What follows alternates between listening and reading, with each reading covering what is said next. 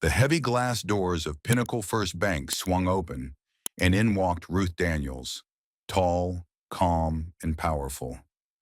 Her red blazer stood out like a flame in a room full of gray.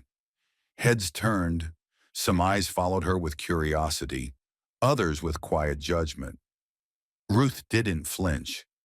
She had been here before, not just in banks, but in boardrooms, offices, and spaces where people didn't expect a black woman to lead. But she did lead. She always had.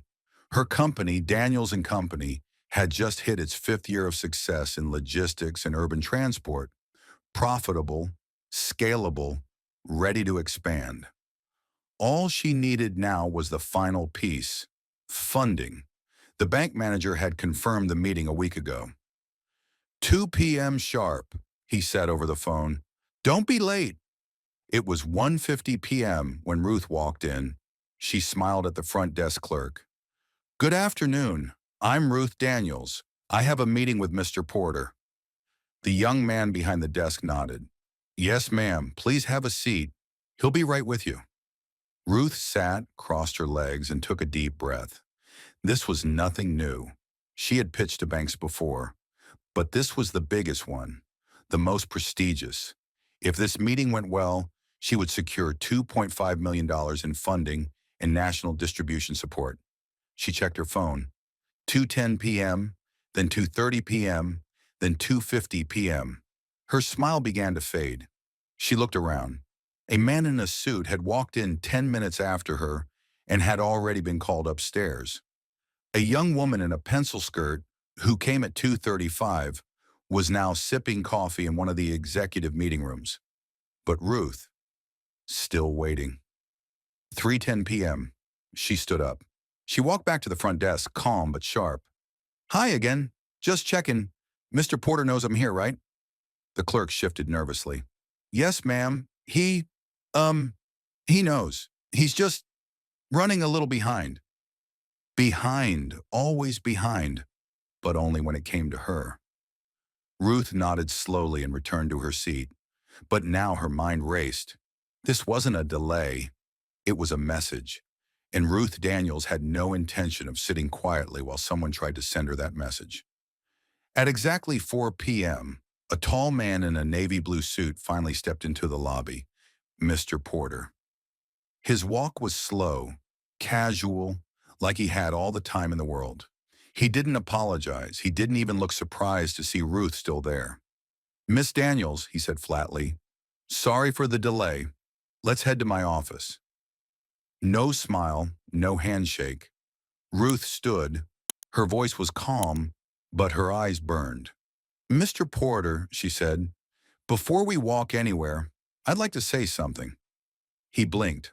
Uh, sure. Ruth looked around the lobby. Everyone had quieted down. A few heads turned. She didn't care. I arrived here at 1:50 p.m. I've been sitting here for over 2 hours while other clients came and left. Not a single update.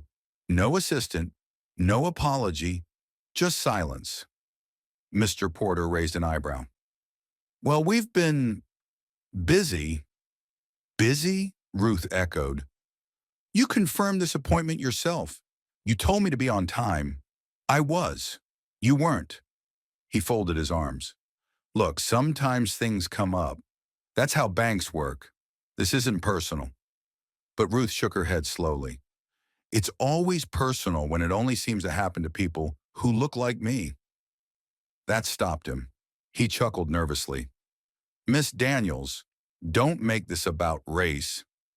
I'm just doing my job. No, Ruth replied, her tone sharper now. Doing your job would have meant treating me like a professional, like a client whose time matters.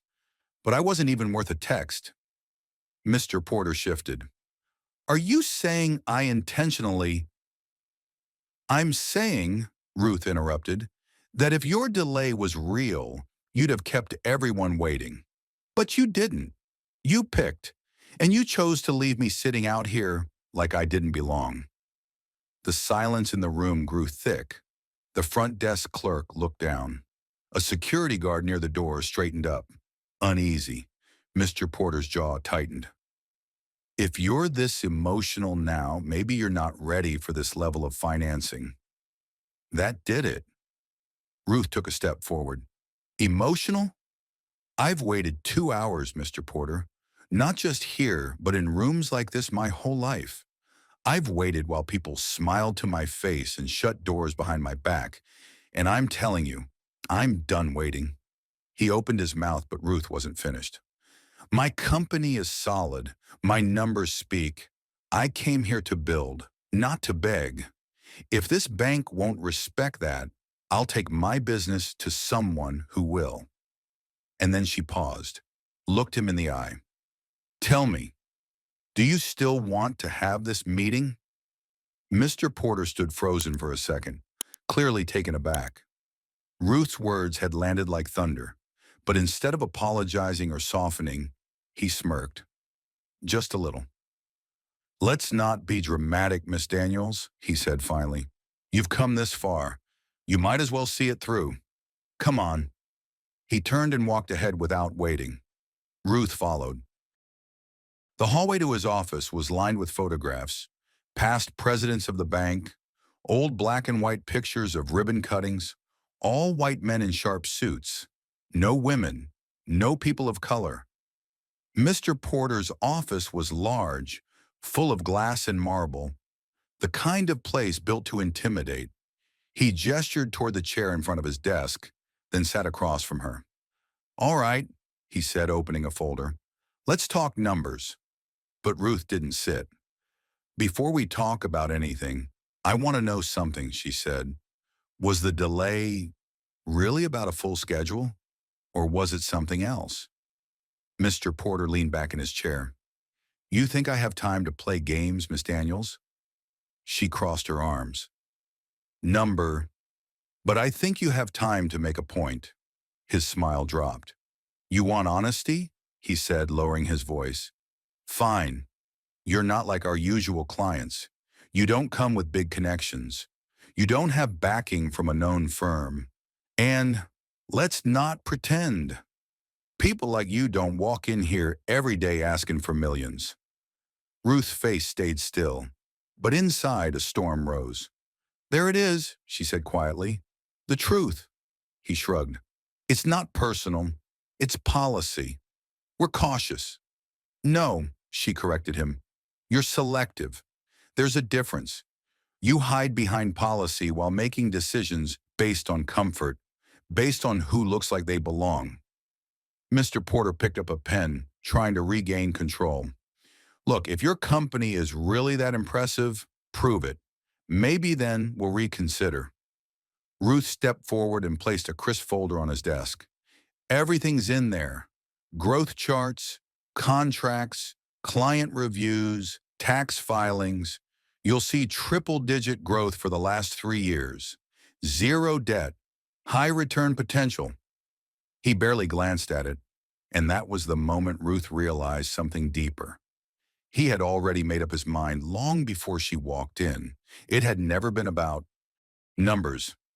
She slowly picked the folder back up. You know what? She said, voice cool. You don't need to reconsider. I do. She turned toward the door, ready to leave this room, this bank, and this arrogance behind her. But just then, the door opened. 4 people walked in, dressed in sharp suits, holding tablets and notepads. They looked serious, powerful. Ah, Mr. Porter said quickly, standing. Board members, I wasn't expecting you until later. The tallest man among them nodded. We came early, wanted to observe, and it seems we came at the right time. They all looked at Ruth. She looked right back. The tallest board member stepped further into the room. He was in his 60s, African American, with silver at his temples and a commanding calmness in his eyes. His name tag read Franklin M. Holloway, Vice Chair. He looked at Ruth, then at Mr. Porter, then back at Ruth. We were scheduled to meet with the regional manager in 30 minutes, he said, his voice slow and deep. But we heard some concern coming from the hallway. Mr. Porter forced a smile. Ah, yes, a small misunderstanding. Miss Daniels here was upset about a scheduling delay, but I've got it under control. Mr. Holloway's eyes narrowed. 2 hours is not a delay, he said. Silence. Another board member, a younger white woman in glasses, stepped beside him. We passed the lobby earlier. Miss Daniels was already there when we arrived. We thought maybe she was waiting for someone else. You mean to tell us she had an appointment with you at 2? Mr. Porter's mouth opened, but no words came out. Ruth finally spoke. Yes, he confirmed the time. I arrived early. He kept me waiting 2 full hours without explanation. And did he give a reason? Mr. Holloway asked. Ruth nodded. He said it was a scheduling issue, but I watched other clients, people who arrived after me, get taken in immediately, including someone who walked in just 30 minutes ago. One of the board members pulled out a small tablet, tapped it. We have the visitor log. Let me check. Mr. Porter looked pale.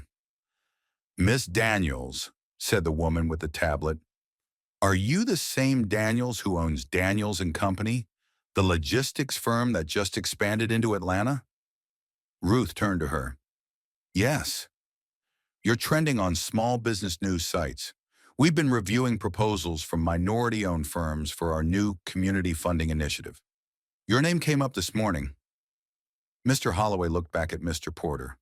You didn't mention that this afternoon's meeting was with Ruth Daniels. Mr. Porter tried to recover. Well, I wasn't aware her business was under board review. I was handling it at my level first.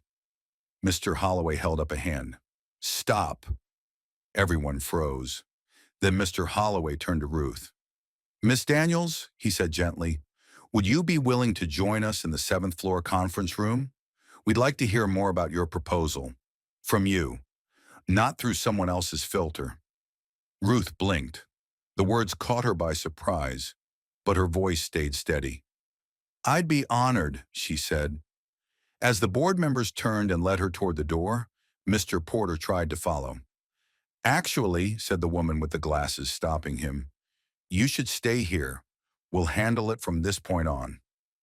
The door shut behind them. Mr. Porter was left standing in the middle of his big, shiny office, alone.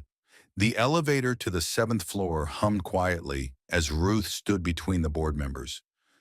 For the first time that day, she wasn't surrounded by silence, but by respect. Mr. Holloway glanced at her and smiled. You carried yourself well back there. Not many people could have spoken that firmly without raising their voice. Ruth offered a half smile. I've learned to be clear without being loud. Some rooms are too quick to call it anger when it's just confidence. He nodded. You're right. And that's exactly why this initiative needs people like you. When the elevator doors opened, the room ahead looked nothing like Mr. Porter's office. This conference space had open windows, soft lighting, and warm-toned artwork. It didn't feel like a bank. It felt like opportunity. They invited her to sit at the head of the long glass table. One by one, the board members introduced themselves. Vice Chair Holloway, Miss Evelyn Marks, Community Investment, Mr. Lee Tran, Urban Development, and 2 others. Ms. Marks began, Ruth, we'll be honest. We were looking for small businesses with community roots and big vision. We found your company's name through an article about your zero-emissions delivery fleet. That caught our attention. Ruth nodded. We launched the fleet last year. It wasn't easy, but I wanted Daniels and Company to be more than just a delivery service. I wanted it to stand for something. Mr. Tran leaned in. And your model supports employment for formerly incarcerated individuals? Yes, Ruth replied, proud. People deserve second chances.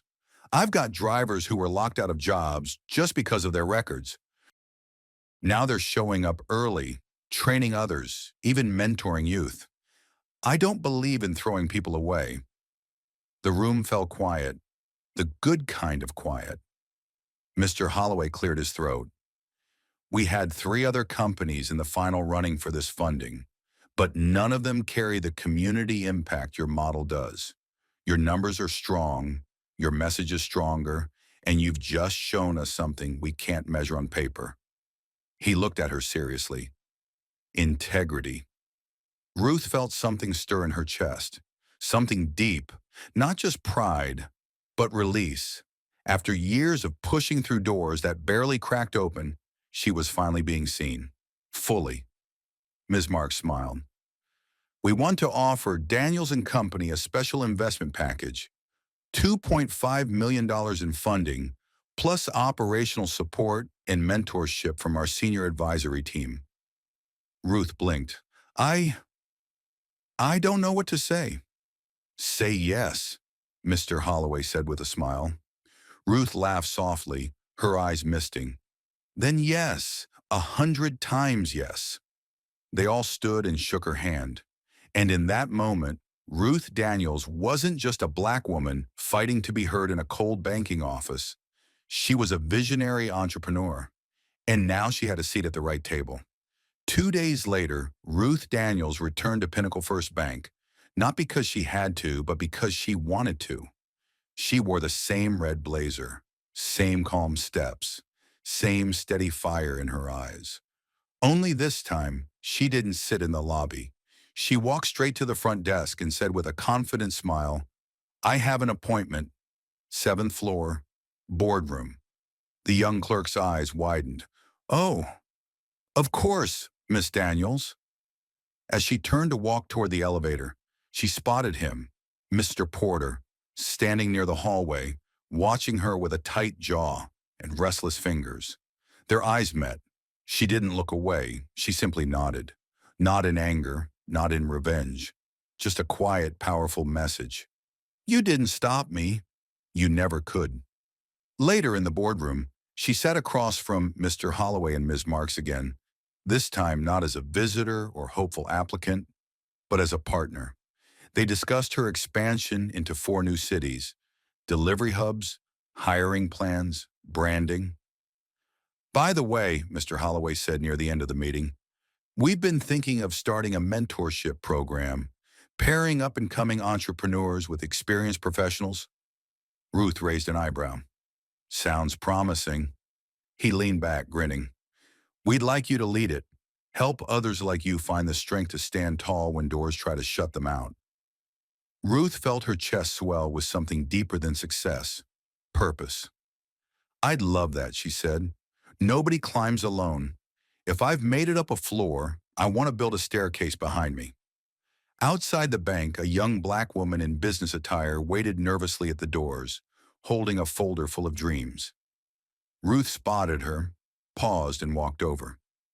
"First time here?" Ruth asked gently. The young woman nodded. "Yes, I'm a little nervous." Ruth smiled and reached out her hand. "I'm Ruth. Come on. I'll walk in with you." The doors opened again, but this time they didn't close behind her. They stayed open for others. Because Ruth Daniels had turned her pain into a platform, her delay into a declaration, her silence into strength. And in doing so, she reminded the world of something simple and true. Respect isn't given by suits or titles. It's earned by those who rise, speak, and never settle. So what would you have done if you were in Ruth's shoes? Have you ever been made to feel invisible, only to later prove everyone wrong? Comment below and tell us your story. Your voice might just inspire the next Ruth Daniels. And don't forget, subscribe to the Arc of Stories for more powerful real-life tales that spark change and stir hearts.